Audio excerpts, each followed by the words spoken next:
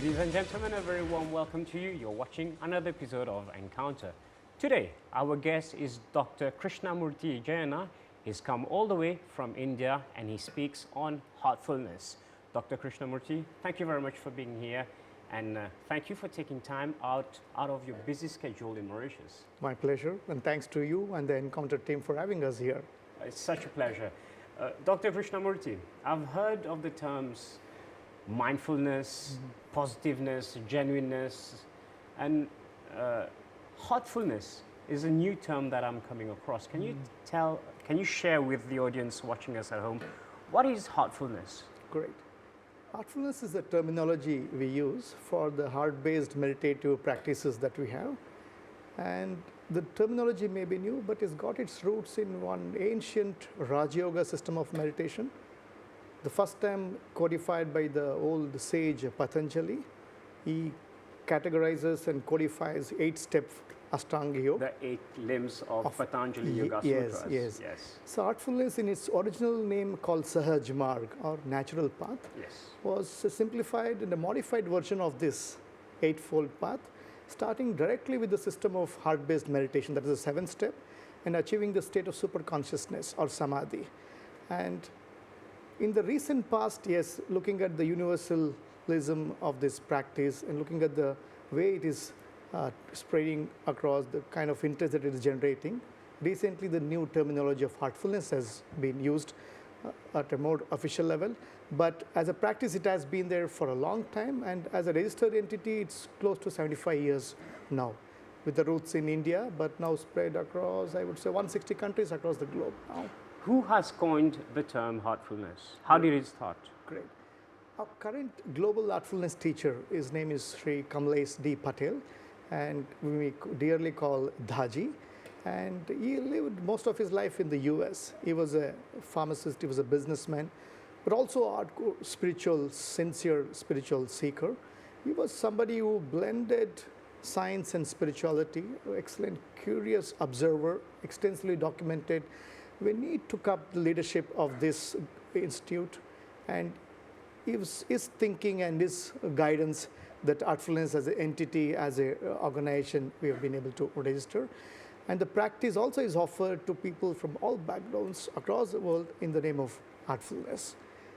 While otherwise, initially it was called Sahaj Marg. This is your first time in Mauritius. How long has heartfulness existed in Mauritius? In Mauritius, it's almost close to 25 years now. We have a few trainers and long-term meditators. For a long time, we were, I would say, a low profile. We never really believed in going and advertising or marketing or outreaching, because we believe the sincere seekers will get attracted, and that's how it is.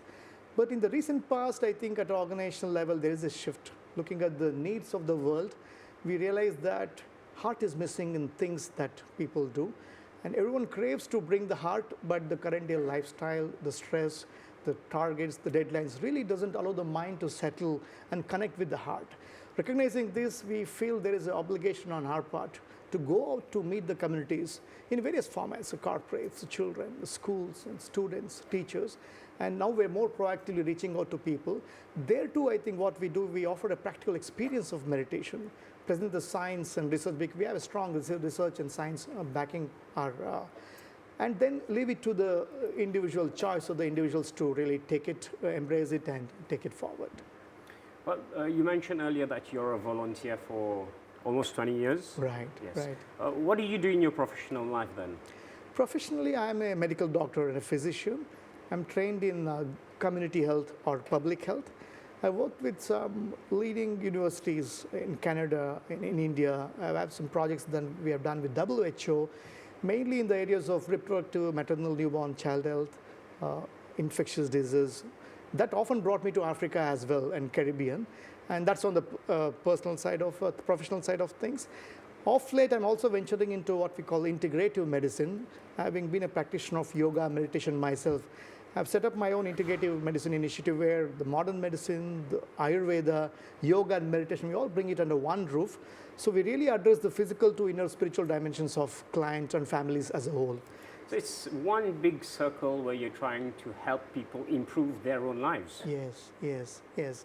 With a focus on quality of life and living and day-to-day interactions, yes, very right. Yeah. And many of the things that you're trying to teach to people, it is backed by science. Very right. Very So right. we will speak about that later. Sure. My other question would be, you're a professional doctor. You've taken time out of your professional career to be a volunteer. This is your first time in Mauritius. So what are you doing in Mauritius? You're carrying out seminars and teaching to people around, right? Right. We have our teams in close to 20-25 countries where our teams have been very active, and Mauritius is one among the countries in Africa. I coordinate as a regional facilitator for the continent, Africa and the Indian Ocean Islands. I undertake regular visits once or twice in a year, taking out my time and interacting with the teams, and also helping teams plan programs here. And there are some public events planned in this visit as well. Yesterday we had a talk at Mahatma Gandhi Institute, and we have had a few more programs planned today and tomorrow, day after tomorrow, with some police staff as well. That's what brings me to Mauritius this time. Oh, fantastic. There is a theme that you have been talking on, the impact of heartfulness, whether it is on an individual level, the social level, at the level of the family cell, but also in the corporate world. Right, right. Why is this so important? It's an excellent question. I think today, if you see, looking at any corporate, some of the corporates that are performing so well, if you go back into the lives of those leaders, there's somebody who thought ahead of their time. There's somebody who had very creative solutions to the problems that they face on a daily basis. They also look for employees who can think differently, out of the box, creatively or spontaneously, people who are more heart-centric. So there's a growing need out there. And then on the other side, the mid-level managers are struggling with performance, productivity. How do we get the maximum productivity of the teams that we have? Recognizing this from a personal experience, we've seen how much heartfulness meditation can affect all these qualities that I just talked about.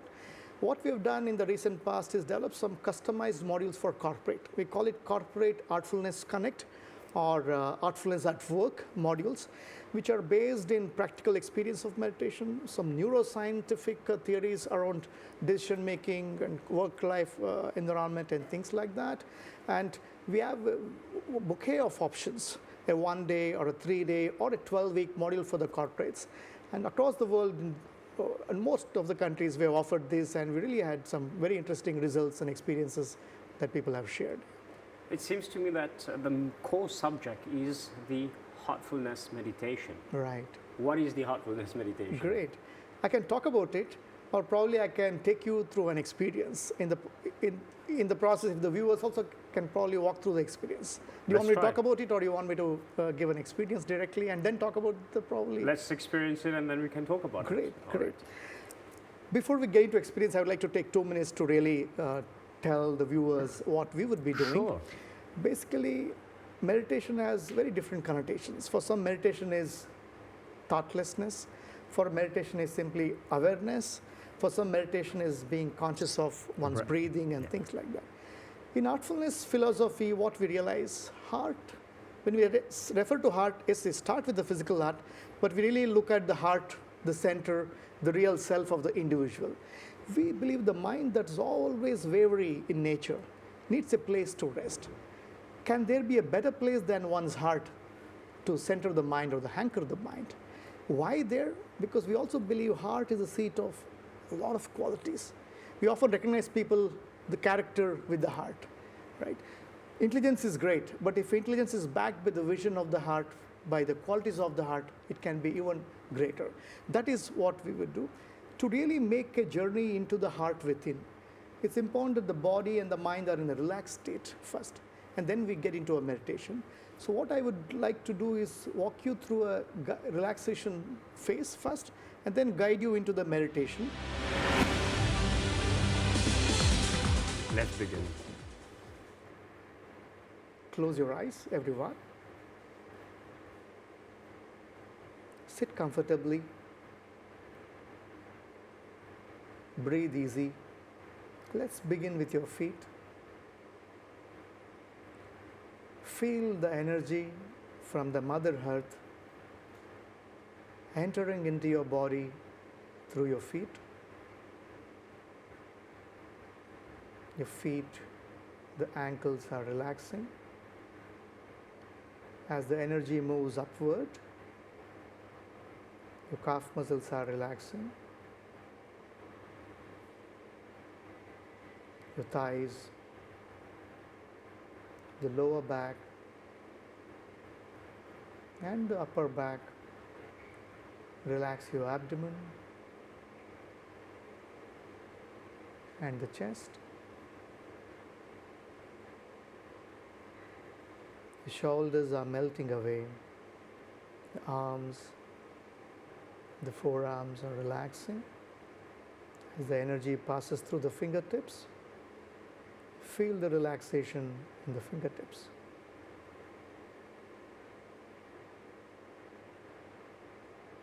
Gently bring your attention to your neck area. Relax your neck muscles all around your neck. Now the parts of your face are relaxing one after the other. Mouth, around the nose, earlobes, the forehead. Your eyes are closed softly and gently, and the head. All of your body, from the head to the toes, is completely relaxed, like never before.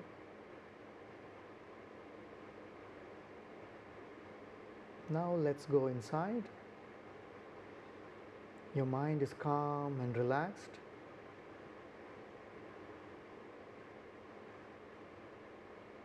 Now let's dive into the heart. Make a suggestion mentally. My heart is filled with divine light, and I am drawn to the source of the light, which is already in me, in my center. Slowly move your attention to the center. Rest your attention on the center, on the heart, and stay there for a few minutes till I ask you to open your eyes. And during this time, if you encounter any thought, it's all right. Simply ignore them and come back to the heart.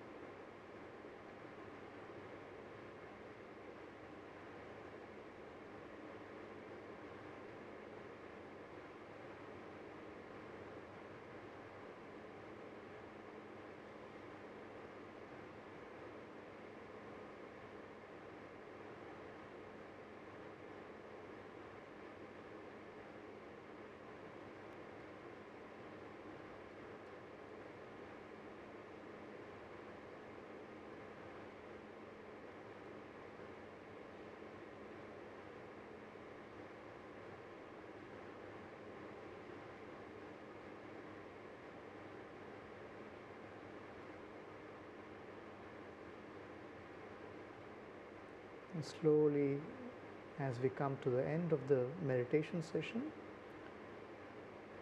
before you open your eyes, observe how you feel inside, in the heart, in the head, and the whole body. Make a note of it mentally, the change you feel now. Try to stay connected with the heart and slowly open your eyes.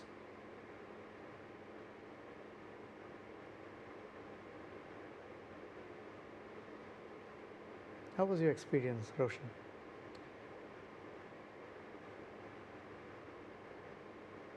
a roller coaster Wow. initially. Mm-hmm. Yes. When you close your eyes and start going inside, you have a lot of chatter. Mm-hmm. But then after some time, when you said to wherever the thoughts come, just let come and go and don't give too much attention. Mm-hmm. This is where you probably go inside your heart. Right. But now after some time, while focusing on the heart, it didn't feel very big, but then with time, your confidence grows, you feel very powerful and it starts expanding. Mm-hmm. I think my heart chakra expanded for some time. Beautiful. And it's a very empowering feeling. You feel very confident. Wonderful. Excellent. Yeah. That's a great experience. I think a very good observation as well. You started with a chatter. That's a very common phenomena. Yes. That very much links to the second step, what we call artfulness cleaning or rejuvenation. How to really reduce the effect of the chatter. Because chatter often goes on in the mind. It never stops. It never stops. Our mind is right? always... So while meditation helps me to free myself from the chatter and come down and connect with the heart, even when you connect for a few minutes, you still feel that feeling of empowerment, Yes. confidence. The mind is so disconnected from the heart, we don't really know our real self. The very objective of this heartfulness meditation is to help everyone connect with the inner heart and tap those qualities that are already there within, be it confidence, the calmness, empathy, love, compassion, or for that matter, balance, harmony. Who doesn't need any of these qualities? Be it for a family life, for a work life, for a teacher, for a student. It's at all levels in life. Exactly. That's where artfulness is fundamental. But linking it with the chatter, this chatter never lets me pause and get in. That should make me think how to really reduce the chatter. Yes. That's where we have a second practical technique called cleaning. I would like to introduce that in the next episode of your channel, and to really remove the effects of this chatter. And then when you meditate, you will see that you can go to meditation much deeper and it can be a more profound meditation. I would like you to experience that as well in your next episode. Oh, definitely. One more thing that I'm experiencing right now is that I'm much calmer Sure. and my focus is sharper. Absolutely. Much sharper. And while during the meditation, of course, there was the chatter, Right. but one of the chatters was you, Dr. Krishnamurthi, you're helping to unleash the potential of the heart, which is so powerful. I'm kind of experiencing it in terms of, probably this is just the beginning. Right. So I guess there's a whole range and variety of things that follow and come Yes. after. Yes. You're very right. Maybe I would like to spend a minute or two expanding on the question or the sharing that you just did. Yes, it's just the beginning. Well, I refer to these qualities of the heart. There are many more things that are much deeper. You may have come across in the yogic literature of this consciousness and super consciousness states of samadhi. Yes. So whole body of literature expanding about the states of consciousness. What we believe heart has its own consciousness to offer. Currently, most of us, our consciousness is limited to the physical realm, to the material realm, but we can actually sort of take it deeper and connect with the heart-based superconsciousness.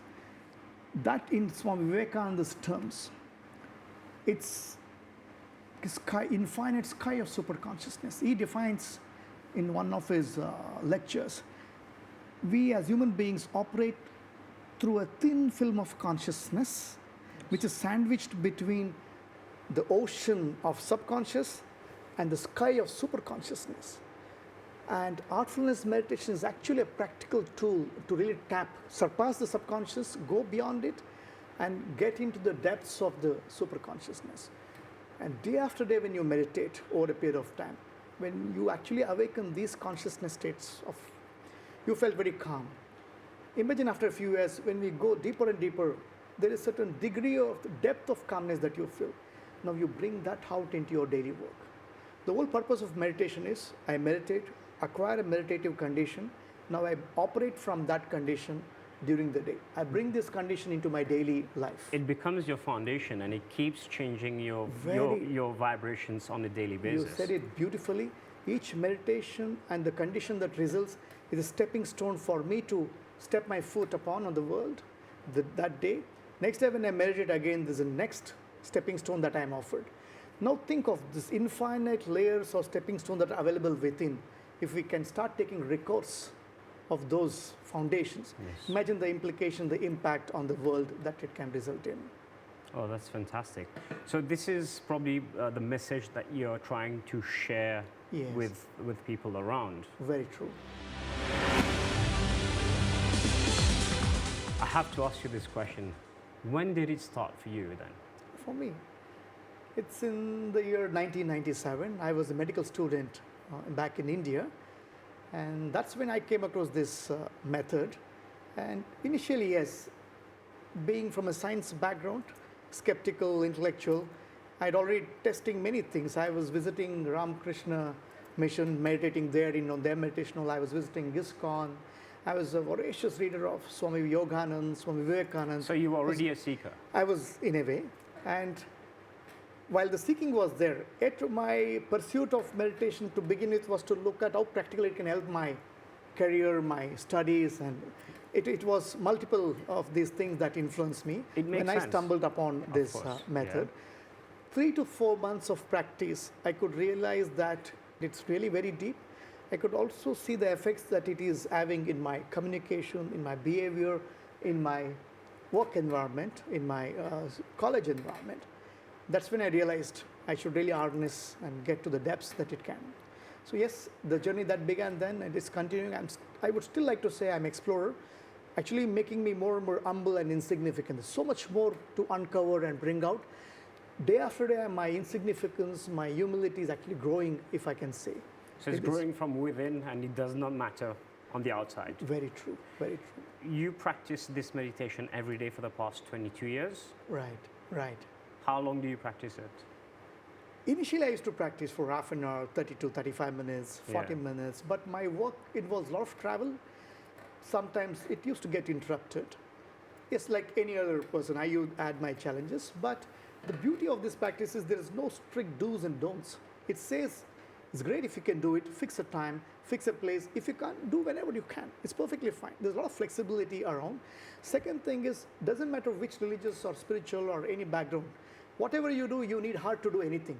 Take it, integrate it, and that kind of flexibility made me, though I had my ups and downs in the process, over a period of time I realized with years of meditation, there comes a time when I can actually stay permanently in a meditative state. The actual need for meditation actually reduces. The depth of your meditation has become much more powerful. Correct. That you don't need to sit for hours. Correct. It depends on how much you feel you need also Exactly. at the end of the day. And that makes me often wonder. In the beginning, I used to wonder. Now I'm convinced because of the experience.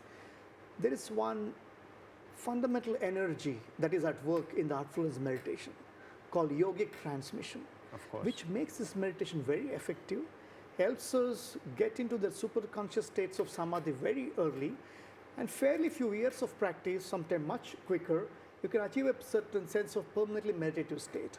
And that is made possible because of this yogic pranavati or transmission as we So you refer to. don't have to sit down and meditate. You're able to meditate like right now. You're always meditating. After some time you have Yes. been able to develop this quality. You don't have to sit down, close your eyes to be able to meditate. Not necessarily, because meditation and the states of consciousness have several shades. One is It is a state of the mind. It It's is a a state of- constant state of mind. it is a state of the mind. Since meditation, where in one state we lose our consciousness completely. There's a deeper levels of consciousness where you're completely absorbed, yet you're completely aware of your surroundings. You operate on the inside and outside in a perfectly balanced way. That is regarded as a much superior state of samadhi. It's also called Sahaj Samadhi. That is something that comes into play through years of practice with the help of yogic transmission here. Well, we have so many more things to speak, but time just flies.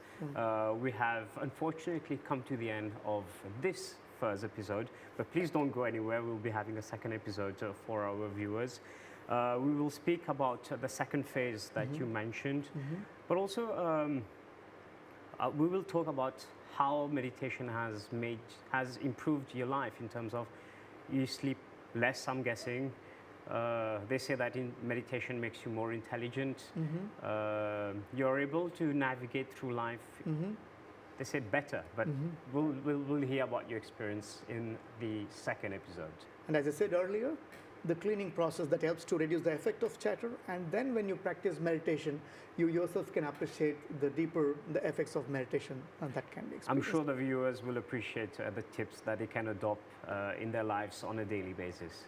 Thank you very much, Dr. Krishnamurthi. Thank you very much. We'll meet you again for a second episode. Absolutely. Ladies and gentlemen, we have now come to the end of this episode of Encounter. Thank you very much for being with us. If you have any queries, proposals, questions on the topic being discussed or on the guests in the show, drop an email. It's encounter@nbc.itnet.mu. Until the very next program, goodbye.